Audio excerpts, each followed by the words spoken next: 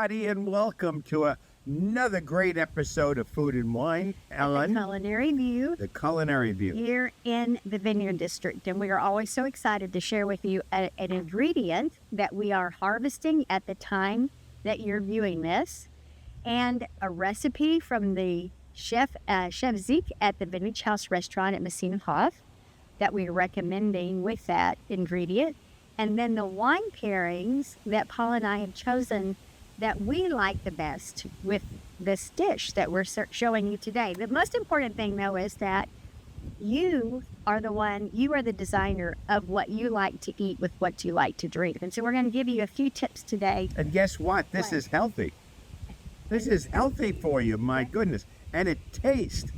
Oh, you're talking about a guy that when I heard what we're doing, I was ready to get on a flight.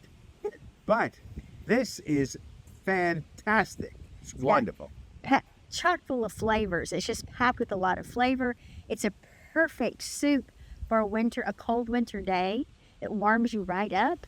And interestingly enough, it's a nice soup to view with a wine pairing, even though it has a lot of heat to it from the curry paste and the chili paste. My level of heat. I love it. I love it. I love it. Go ahead. So what we're doing today is bok choy. Bok choy is our ingredient for January, and I love bok choy. It's become one of my favorites because it kind of tastes like a cross between a radish, a cucumber, and celery, but it's light and delicate and crisp, and I love all of that texture and flavor that comes with it. And with that, the chef has created a coconut milk-based soup with the bok choy, with cilantro and carrots and onions. It's just delicious. Oh, it's so healthy for you. It's unbelievable. And the thing that's lovely about bok choy is that it grows so well around here. It does. I mean, it's like a weed. It grows beautifully here. It's amazing. So, tell them how do you do this? How do you do what? How do we make this? Oh, it's simple. I mean, it's so easy. The recipe will be on our site at mer-bon.com. That's mer-bon.com. Say it again. mer-bon.com. And there you're going to find Mike Bedreen's article about growing bok choy under the horticulture section, the gardening section. You'll find the recipes from the Vintage House, and you'll find our wine pairing recommendations there as well. Speaking of recommendations, our first recommendation is a wine that Meryl and I, it's very important for our love affair, because this is the wine that Meryl became a wine drinker on. I did not drink wine before I married this wonderful man 47 years ago. And so he introduced me to Riesling. It was German Riesling. Yes. And it's actually one of the first grapes that we planted up in the high plains of Texas when we started grape growing. And that was one of our first wines that we produced here at We had 47 acres of Riesling and Gewürztraminer, which leads me to our second recommendation, which is our off-dry Gewürztraminer.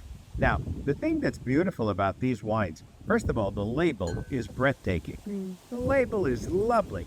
You cannot miss these two labels, because they look like these wines taste. Very floral, very fragrant. For those people who like off-dry wines, these wines are absolutely perfect. We all forget about Chardonnay. I mean, Chardonnay is a wonderful grape, but it doesn't go that well with our food, because we like food that has a little bit of spice to it. And spice, heat, goes with slightly sweet. And this is not overly sweet.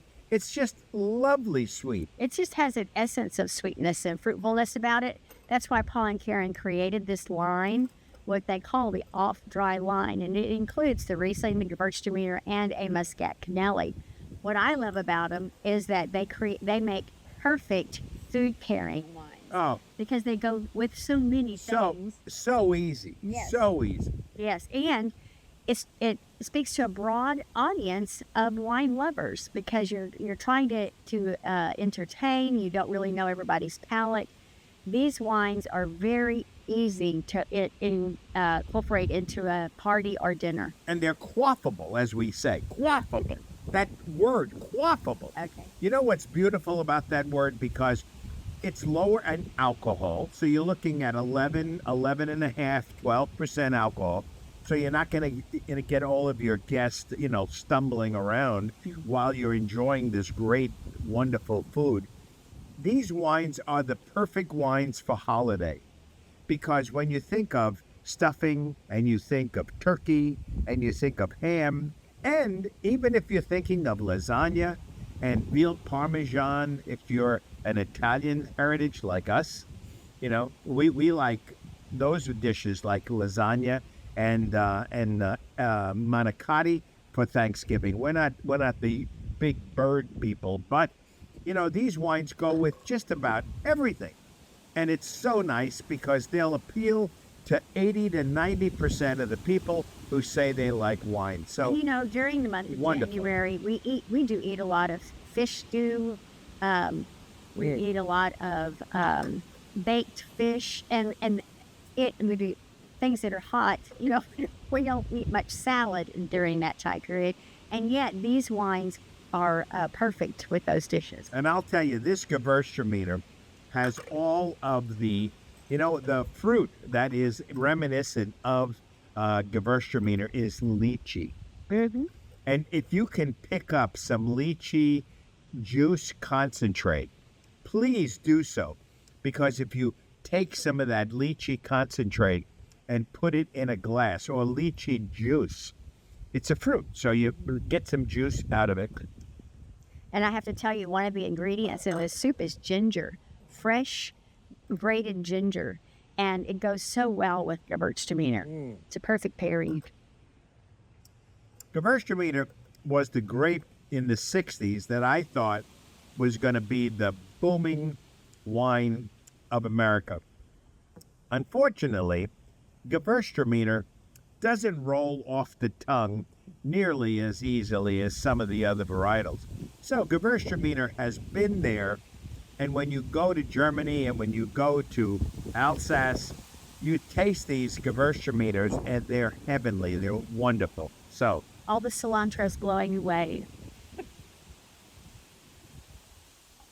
So let's talk about the food a little bit more. Come on.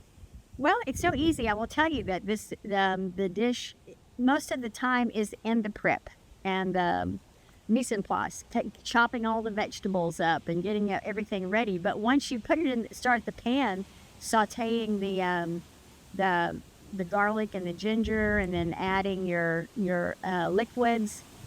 At the very end, you're tossing in the vegetables because you don't want them soggy. You just want them crisp tender. And you cover it and steam it for just a few minutes, and it's ready to go. So you can do this right before you're ready to serve. And we discovered, let's say you don't like the whole enchilada with regard to heat, okay? We discovered if you take some local honey and you put it on your portion, because if you're the one who doesn't like heat, I like the heat, she doesn't like the heat, she puts a little bit of honey on her bok choy. She loves it. I love mine. And we're compatible. That's why we're together for 47 years. I think the key is, like we talk all the time, pick your wine first, the one you're going to serve. And then you can adjust this recipe easily to your taste. So you can use less of the curry paste and the chili paste if you want. Or like Paul says, add some honey to it. Kind of soften the heat a little bit. But also, I particularly like coconut. I love coconut, and so I would shave some extra coconut flake into this for myself. See, a little bit of tweaking is okay, guys. We give you the recipe, but feel free to tweak. So, on behalf of Merrill and I, here's your Gewürztraminer, and I'll have the Riesling. God bless you all. Keep viewing our videos, because we're here to help you enjoy food and wine. So, Love cold. I love cold. God bless. God bless.